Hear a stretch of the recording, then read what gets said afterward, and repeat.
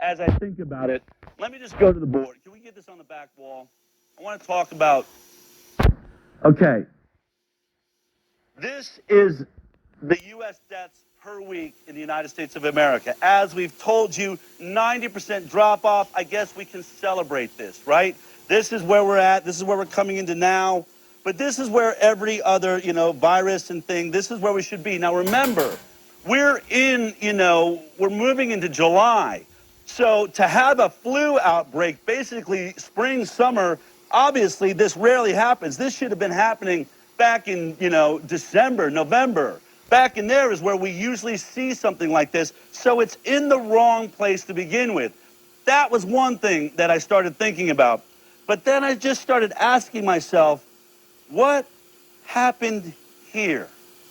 What happened right here that all of a sudden people start dropping like flies in the United States of America? Now, you want to say, well, hey, it was right about then that coronavirus hit America, right? And we know that it takes about 2 weeks to kick in. So maybe we could go back 2 weeks and right in here, should have started this spike and then bam, everybody started dying. But that is not actually the case. In fact, the more and more this is being investigated, the more articles you read, you'll recognize that China and France are starting to look and see cases all the way back in November. France has cases that date back to November, they believe. So does Wuhan, China. Remember, we have airplanes, folks. We live in a world where people have been flying from China into California and into New York all the way back in November where those first cases seem to be. And by the way, more and more scientists are demanding that we start testing blood banks to see if it goes back even further before that, because what this looks like is a coronavirus, which is usually at the same time as a flu season. This should have happened back in the fall and winter of last year. It's in the wrong place. Now what I want you to think about is even in the United States of America, we now have a case in California that dates back to early February. I believe it's February 6th, nearly 3 weeks before deaths in Washington were reported. Now remember, that's a death in February 6th, which means if you go back at least 2 weeks before that person would have contracted it to get to the point of death. And what that article went on to say is this person didn't travel. So they must have gotten it from somebody else who had to have had it 2 weeks earlier or something like that. And how many of those people were there? You see, what we're seeing is that this virus goes back to at least the beginning of January, if not the winter for us here in America. Okay? Do you see where I'm going with this? Now, I want you to look at one more article from Penn State because this plays into my entire thought that has got me awake at night. Look at this. Initial COVID-19 infection rate may be 80 times greater than originally reported. It goes on to say, now a new study from Penn State estimates that the number of early COVID-19 cases in the U.S. may have been more than 80 times greater and doubled nearly twice as fast as originally believed. In a paper published today, June 22nd, in the journal Science Translational Medicine, researchers estimated the detection rate of symptomatic COVID-19 cases using the Centers for Disease Control and Prevention's influenza-like illness surveillance data over a 3-week period in March 2020. Remember, this is how it would have been reported early on, would have been an influenza-like illness. Remarkably, the size of the observed surge of excess influenza-like illnesses corresponds to more than 8.7 million new cases during the last 3 weeks of March, compared to the roughly 100,000 cases that were officially reported during the same time period. Okay, why is this important? This means that, let's go ahead and read that last line, I'm sorry. In New York, for example, researchers' model suggested that at least 9% of the state's entire population was infected by the end of March. After the state conducted antibody testing on 3,000 residents, they found a 13.9% infection rate, or 2.7 million New Yorkers. Here is what I want to pose to you. Here is my question, because as I was talking to Mark Blexel, what he said is, when we look at this spike, we also see a spike that goes up and above our all-cause mortality. it looks just like this too, meaning we have all the reasons we die that usually track. You can look back through the years, and we actually see a spike of that too, which means that COVID-19 and this pandemic did have a high death rate that affected our overall death rate. Proof that it was there. But my question is this: is this death technically by a natural functioning COVID-19 virus? Or is this a death rate of what I would call panic? Panic is what I believe you are looking at here. Because if you think about it, this is not where the virus enters in. We were already tracking a virus. It was already here. When? All the way back in January, at the very least. Can we bring in the dotted line? Why is this not the arc that we saw? Remember, they're describing it as 80 times more infectious, doubling it twice the rate that we ever imagined. This was what was supposed to be happening here. So when it comes, and we knew it was here, and maybe even back as far as November, we might even find last September, why weren't we seeing the deaths start to climb up here? Remember, at first it would be like, I don't know, there's a weird thing, people are dying, and we don't know why. And then maybe in here we start discovering, oh my goodness, it's that same virus they had in Wuhan, China. And then it gets up to this point. This, in my mind, should be what had happened if this virus truly is the pandemic of the century, the most deadly and contagious virus as it's been described by Tony Fauci, Bill Gates. If that was true, how the heck did it hide down here for more than 3 months? How is this possible? Where was it? It's spreading like crazy and nobody is dying, not until here? Well, what happened here? What happened here was the beginning of our approach. Our medical plan began right here. Not the virus, not the entry into the world. Our approach to the virus begins right here, designed by Tony Fauci, supported by guys like Andrew Cuomo. Let me make this point. What am I talking about? Look at this.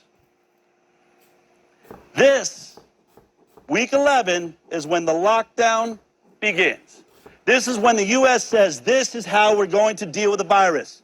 For the first time ever, we are not going to let this virus run its course like every other coronavirus in history, and the flu for that matter. We're going to interject ourselves. We are going to try and stop nature from happening, and we're going to do it right here, right before the spike begins.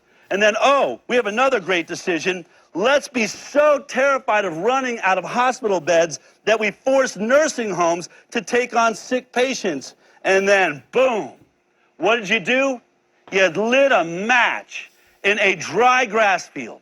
The one field we knew was at risk, the nursing homes, over 65 years old with comorbidities.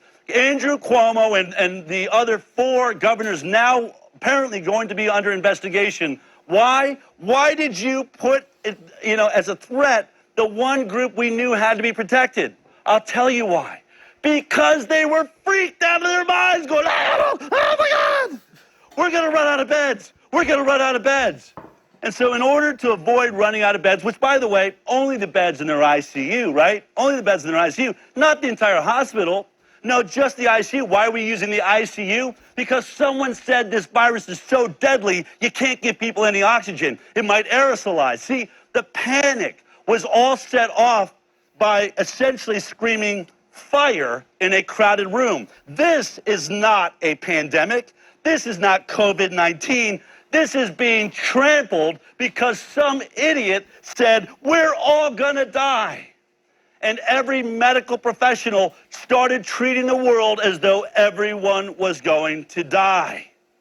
That's what happened right here. And bam, you have this crazy, unnatural, in a couple of weeks, devastating death spiral.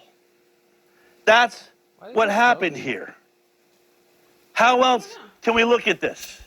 Let me make this perfectly clear. I believe there were 5 steps that essentially contributed to one of the worst panic-demics of all times. Here's the top 5 reasons I believe this happened. Number one, because you were panicked. You forced infected people into nursing homes. I think this will go down in history as one of the greatest mistakes in history.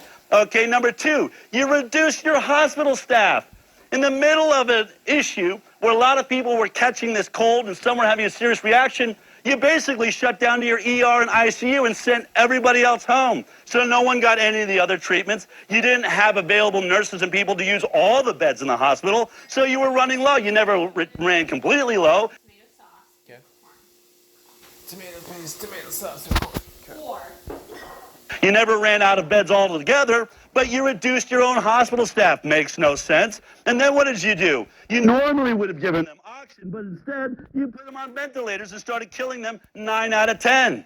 Oh, and then as though that's not bad enough, you're killing them with a ventilator. Let's definitely not try to resuscitate them after they do somehow succumb. Like the story we heard from Nurse Erin that said a 47-year-old that the family wanted them to be resuscitated, but the hospital said that's just not our policy during COVID-19. And then lastly, you restricted use of hydroxychloroquine, where everyone else in the world is saying is a very effective treatment. I could probably make a much longer list, but this basically gives you the gist of it. So take me back to Mark's original. It's really the CDC's graph. When we see this, and we look back in history, the question I want to ask you is what would have happened if Tony Fauci and Deborah Birx and Andrew Cuomo and Gavin Newsom and everybody in the country just never knew that we had a deadly coronavirus? What if we just thought it was a normal coronavirus? And by the way, people with heart disease and COPD and diabetes and obesity die from the common cold every single year. Was this in higher numbers? Well, it certainly was when we panicked about it, but what if we never knew? What if we right here didn't put everyone on a ventilator, but instead just gave them oxygen? What if we immediately gave them some antivirals, maybe in some places some intravenous vitamin C if you really wanted to get out there and try something natural? What if you didn't send people into nursing homes so that you could free up beds because you thought this was a deadly virus? What if none of those things happened and you had a fully staffed hospital and all the beds available and all the drugs you needed to take care of it? Is it possible that this thing would have just gone along like it does every single year? Unfortunately for us, we will never know because the panic took hold. I don't just blame Andrew Cuomo. You're watching it right now. The media caused this. The media used this to take away your rights, to make you panic, to sell more diapers and drugs on television so that you had nothing to do but watch TV. And their desire to have your mind riveted to their fear-mongering, we killed how many people? And by the way, is there going to be a second wave as we decide to treat this next wave the same way of young adults that are going to be just fine? The death rate is infinitesimal right now. This is a wildcat. Maybe it was always a wildcat until someone decided to poke that thing with an electric taser and turn it into a tiger. At least that's my theory. All righty. Well,